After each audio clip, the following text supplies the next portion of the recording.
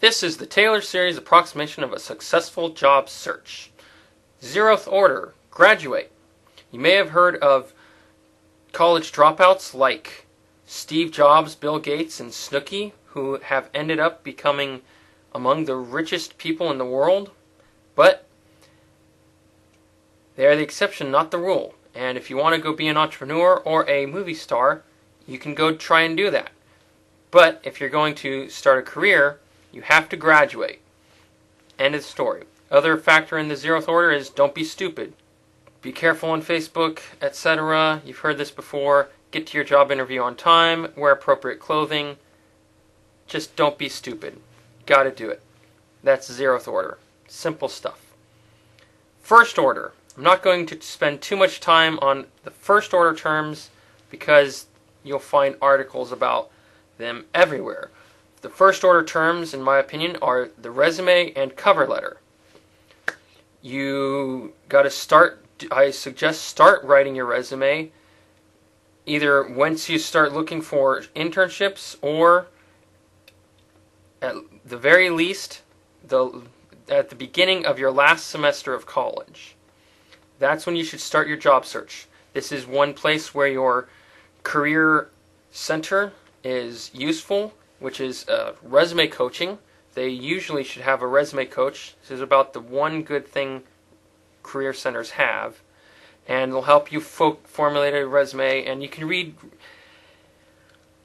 millions of articles about resume writing and cover letter writing. The suggestions I would stress are make it very simple as far as the resume. Make it easy to read the keywords on your resume. Tailor each resume to every position and change the keywords according to what's popular at that company. Research the company, find out what's popular. My personal case, a position I was looking at in Intel was for silicon photonics at Lockheed. Same exact subject matter. They called it semiconductor optoelectronics. Very simple thing. I switched the words out on my resume. Also, cover letter. In the cover letter, make sure you demonstrate that you are passionate about the position. That's what I stress. You can read any of the other articles to find out about format and how to address it. I say really focus on putting stuff in your cover letter that demonstrate that you have unbridled passion for that position. And you want to put this out as much as you can. It's part of every job search. You have to send it out to as many positions as you can. And rewrite your cover letter and resume every time. You have to do it. And that's why I suggest start doing this at the beginning of your last semester, because then, by the end of your last semester, you will be very used to rewriting your resume and rewriting your cover letter custom fit to every position right once you're out of college. And that accelerates your job search greatly. The important thing is the second order terms. That is where networking is concerned. This is what I want to spend most of my time on. Everyone's heard about, probably started hearing a little bit about networking. Networking is the most important aspect of a successful job search today, especially because we're in still a very slow economy. Apparently it's picking up as of March 2011. But networking is always important. The important thing is it's not what you know, it's not who you know, it's who knows you. And the way you get more people to know you is through networking. So here are a few tactics. The first one you'll probably have read articles about everywhere else, but it's a good thing to do. Informational interviewing.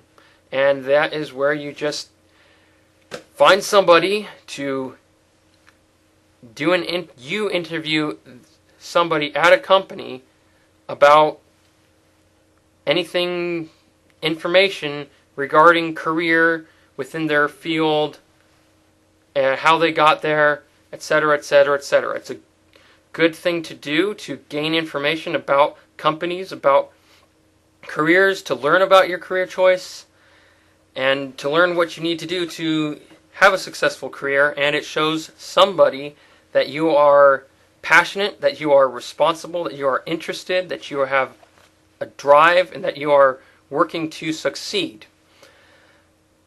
But that is one way. Other ways to network. Get on LinkedIn. Absolutely, positively, if you are searching for a job, you must be on LinkedIn. Now, the first thing you can do is you on LinkedIn, you can basically place a resume for everyone to see. One good thing to do is you can set the URL for your public LinkedIn page to be whatever it is you want. By default, it's linkedin.com/ a whole bunch of characters, but you can change it to be linkedin.com/ your name. And then with that URL, it adds professionality to your resume to stick it on your resume. And you could also put it as the tagline for your emails. It helps people see, you know what, you are someone that has a professional image. And you can display that professional image. If you're going to go the step of business cards, there's a URL you can place on your business cards. Now you can interact with people, you can find people you know, you can get them to introduce you to other people. That's through the second and third level contacts. The LinkedIn Answers section is a great place to learn anything regarding professional careers. It's a resource that you really take advantage of. If you're going to go to a job fair, ask questions about what to do at a job fair. You will get some great answers. If you have questions about anything, ask them. The other thing you can do on LinkedIn is to join discussion groups. You can join these groups. There's tons of groups on LinkedIn, just like on Facebook. There's groups. You can join them according to your interest in your profession. And what you can do is start discussions, engage in discussions, and meet other people that are in the same professional interest as you. And one very good way to gain exposure is that on these LinkedIn groups, every week they post the top 5 contributors to that group. So if you are active in commenting and asking questions and posting new relevant news articles and starting discussions, you will be named as one of the top contributors. That gets you some name recognition.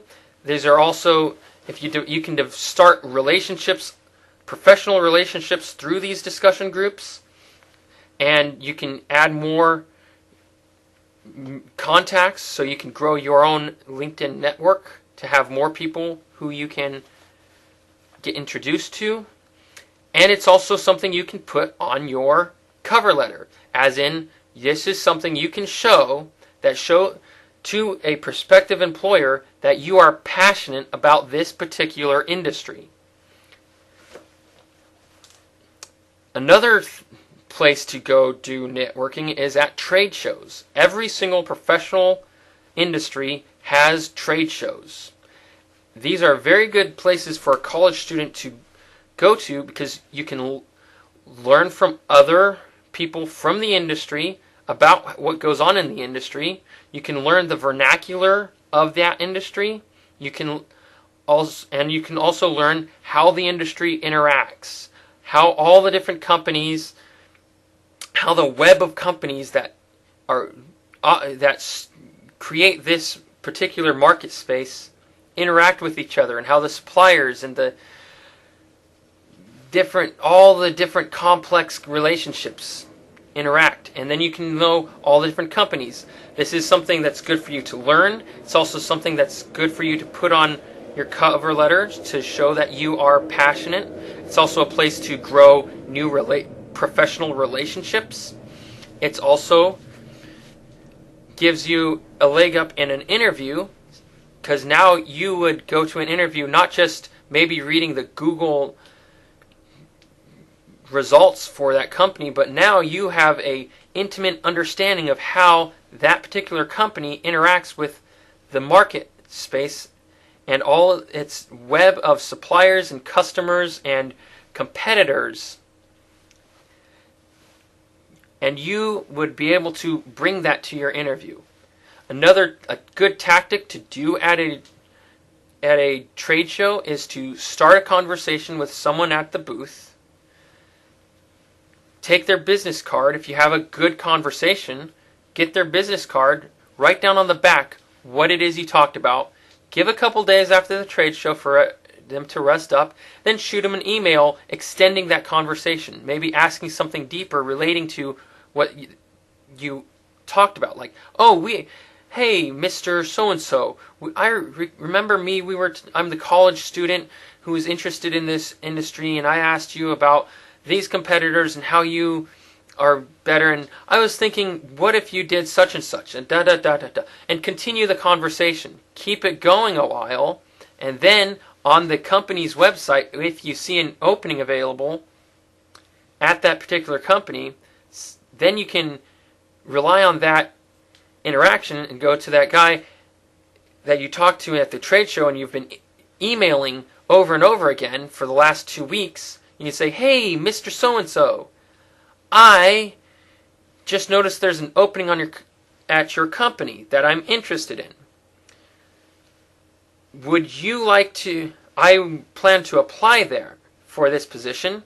Would you like to recommend me so you can get the incentive from your company for providing a reference? If not, then I'll apply anyway. And what this does is you're not asking him to do something for you. You're framing it in a way that helps him. He's going to get some incentive from his company for referencing you, and he's willing to reference you because he's already been talking to you for a while. So, at trade shows, another place to network is professional organizations. And the same things apply as at trade shows. You can build relationships, you learn more about the industry, how it operates.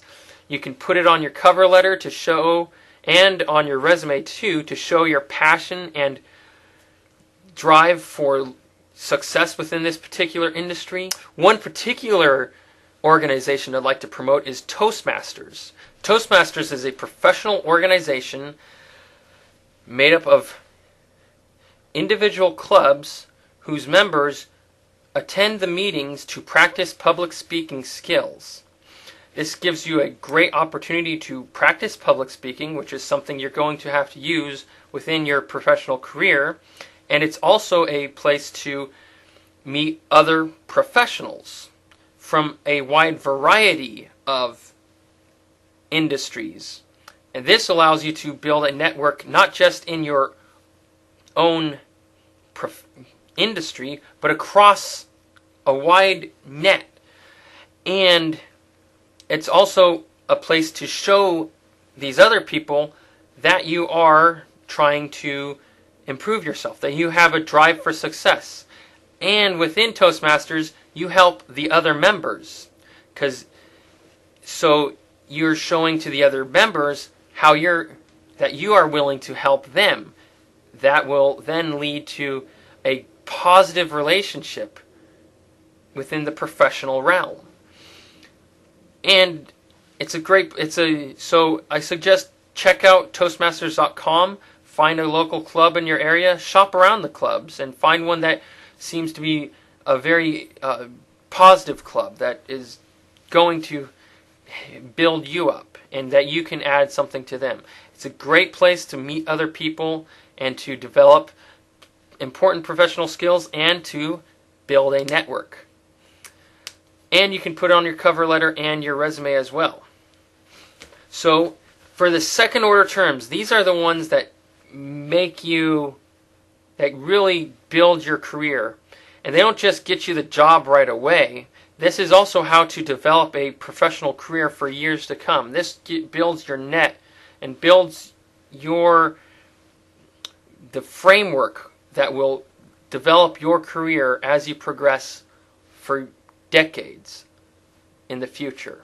So just remember, the second order terms for networking is doing informational interviews.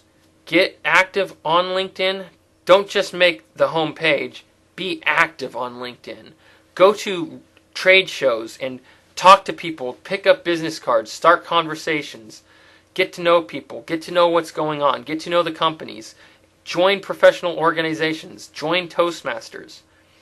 And if you build all these relationships, and if you build a network of relationships, that is how you will be able to have a strong professional career, even in times like the last 2 years. Just remember, the first fundamental rule of networking is to do whatever you can for other people, simply for the sake of helping them. Hope this helps.